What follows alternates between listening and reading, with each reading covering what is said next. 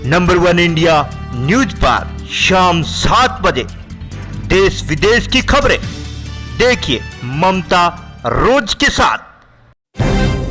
नमस्कार, स्वागत है आपका नंबर 1 इंडिया न्यूज में। मैं हूं आपके साथ ममता रोज। आइए देखते हैं आज की कुछ अहम खबरें।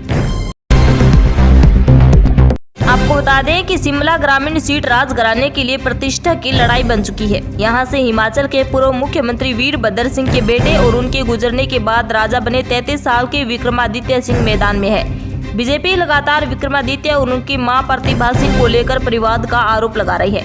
विक्रमादित्य सिंह राजा वीरभद्र सिंह के बेटे हैं। वीरभद्र सिंह 6 बार मुख्यमंत्री रहे हैं और उनकी मौत के बाद विक्रमादित्य को राजा बनाया गया है। बता दें कि हिमाचल प्रदेश में अब भी राजा है और राजघराने की तूती बोलती है। और इसी साल ही मंडी लोकसभा उपचुनाव में वीरभद्र की पत्नी और रानी प्रतिभा सिंह ने बीजेपी उम्मीदवार को हरा दिया था।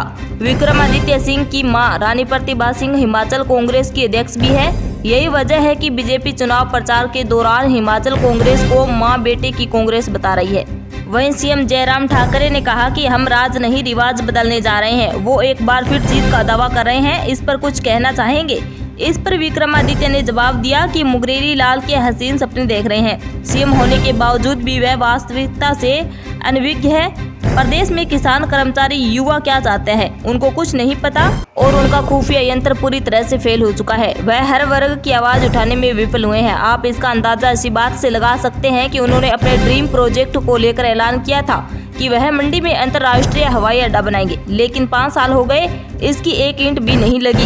0/0 सोचिए तो ड्रीम प्रोजेक्ट की बात है, तो बाकी चीजों का प्रदेश में क्या हाल होगा। हाल ही में केंद्रीय गृह मंत्री अमित शाह ने हिमाचल प्रदेश का दौरा किया था और आप पर सीधे तौर पर व्यक्तिगत हमला बोलते हुए उन्होंने माँ बेटे की सरकार और परिवार तंत्र जैसे आरोप लगाए थे कि कांग्रेस इसे बाहर नहीं निकालती। और इस पर विक्रमादित्य ने जवाब दिया कि अमित शाह के बेटे जय शाह बीसीसीआई के अध्यक्ष हैं। क्या उन्होंने कभी बल्ला या बॉल उठाई भी है? क्या उन्हें क्रिकेट का कोई अनुभव भी है? हिमाचल प्रदेश में बीजेपी के 4 नेता सीधे परिवार से निकले हैं। केंद्रीय मंत्री अनुराग ठाकरे तो प्रेम कुमार धूमल के बेटे हैं। पहले वह अपना देखें, फिर दूसरों पर कीचड़ उछाले।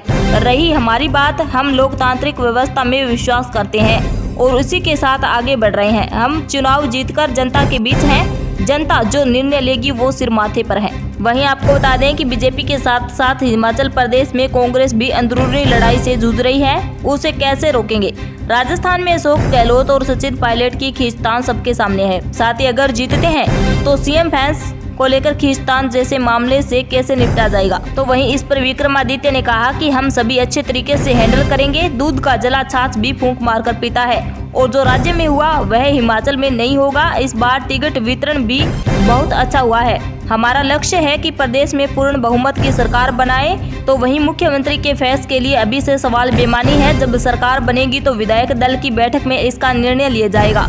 अपने पिता वीरभद्र सिंह को लेकर विक्रमादित्य ने कहा कि वह आज भी लोगों के दिलों में जिंदा है। हमारी सरकार बनेगी तो वीरभद्र सिंह का मॉडल राज्य में लागू होगा। इस समय सबसे महत्वपूर्ण पार्टी को राज्य में वापस लाना है।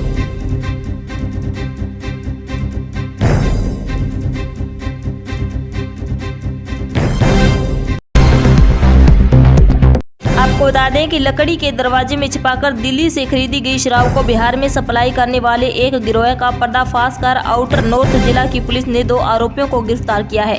इनके पास से एक टेम्पो, 2112 मिनिएचर 90 ml और लकड़ी के 6 दरवाजे बरामद हुए हैं। हालांकि पुलिस दोनों आरोपियों से पूछताछ कर अब यह पता लगाने की कोशिश कर रही है कि ये लोग कब से शराब की तस्करी कर रहे थे। तो वहीं आपको बता दें कि पुलिस के मुताबिक जिले की स्पेशल स्टाफ की टीम अवैध शराब की सप्लाई की गतिविधि को रोकने के लिए लगी हुई थी। इस बीच पुलिस को मुक्तावीर से सूचना मिली कि बुधवार सुबह टेम्पो में लादकर शराब की बोतलों को 2 तस्कर लकड़ी के दरवाजे में छिपाकर दिल्ली से बाहर लेकर जा रहे हैं। तो वहीं खबर पुख्ता कर टीम ने जनता फ्लैट सेक्टर 25 रोहिणी के पास टेप लगाकर एक टेम्पो को रोका, जिसमें ड्राइवर रोशन और सर्वजीत सिंह बैठे हुए थे।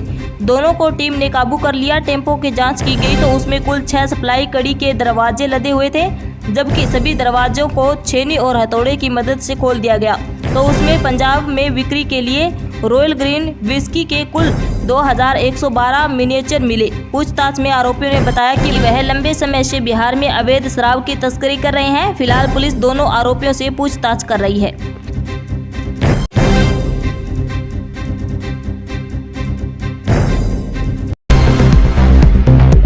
6 राज्यों की 7 विधानसभा सीटों पर उपचुनाव के लिए आज मतदान होगा।